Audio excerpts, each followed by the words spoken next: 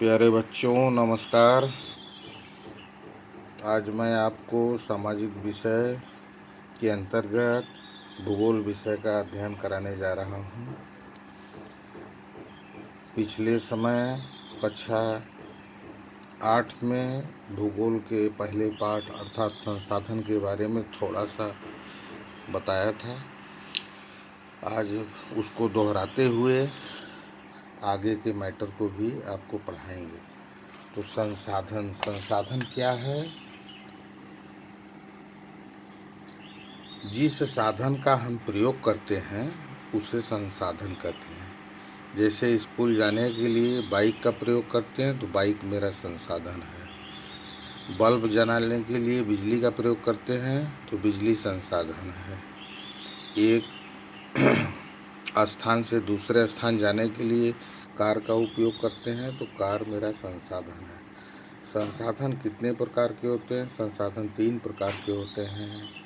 पहला प्राकृतिक संसाधन, दूसरा मानव निर्मित संसाधन, तीसरा मानव संसाधन। प्राकृतिक संसाधन के अंतर्गत प्रकृति जो मुझे उपहार दे रखी है, जिसका मुझे कोई शुल्क नहीं देना पड़ता, उसे हम प्राकृतिक संसाधन कहते हैं। जैसे जल, सूर्य का प्रकाश, हवा, खनिज, वन, मिट्टी।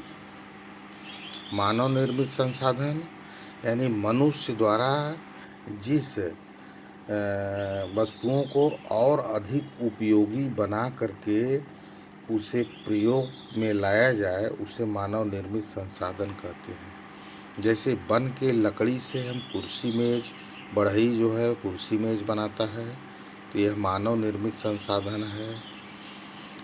इंजीनियर लोहे के प्रयोग से मोटर गाड़ी, बाइक बनाते हैं, तो मानव निर्मित संसाधन है। सड़क, पुल जो है मानव बनाता है, इसलिए यह मानव निर्मित संसाधन है। अस्पताल को मानव द्वारा बनाया जाता है, मानव निर्मित संसाधन है। जितने भी ऐसी वस्तुएं जिसको और अधिक उपयोगी मानव द्वारा उसके उपयोगिता में वृद्धि करके मानव के उपयोग हेतु बनावे, वो मानव निर्मित संसाधन है। तीसरा संसाधन स्वयं में मानव संसाधन है। मानव संसाधन मतलब हम आप, ऑफिसों में काम करने वाले बाबू मानव संसाधन हैं। स्कूल में पढ़ाने वाले शिक्षक मानव संसाधन हैं। बॉर्डर पे लगे मिलिट्री फोर्स मानव संसाधन के अंतर्गत है।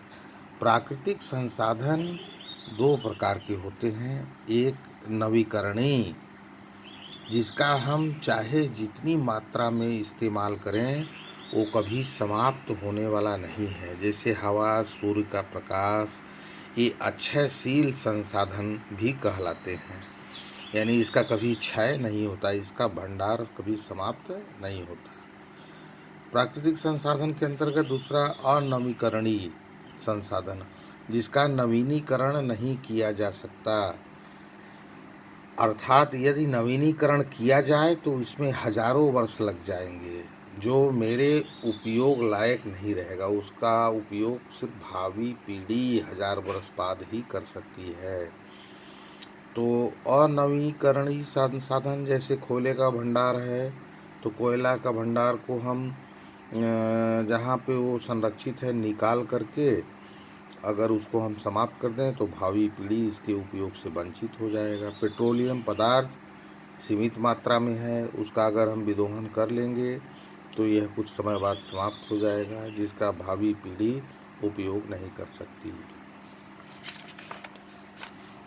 संसाधनों का संरक्षण, जो संसाधन प्रकृति हमें दे रखी है उसका संरक्षण अगर हम आप सही ढंग से करेंगे तो वह आगे की पीढ़ी के उपयोग लायक हो जाएगा। जैसे खनिज संपदा जो है, पेट्रोलियम पदार्थ, इसका अगर हम विदोहन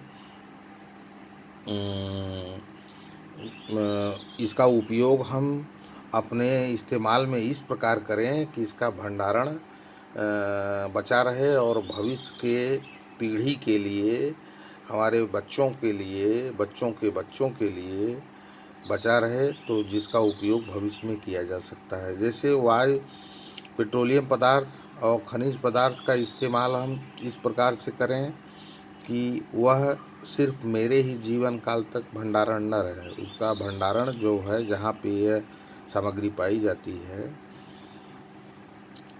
वह बचा रहे और भावी पीढ़ी इसका उपयोग कर सके। अब जैसे हवा है, हवा को हम प्रदूषित होने से बचा सकते हैं। कैसे बचाएंगे? पेड़ पौधों को लगा करके। हमारे आसपास जो खाली ज़मीन है वहाँ पे हम पेड़ को लगा करके प्रदूषित हवा से बच सकते हैं हम। धन्यवाद। आज की पढ़ाई यहीं तक। कल हम आपको प्रश्नोत्तरी कराएंगे।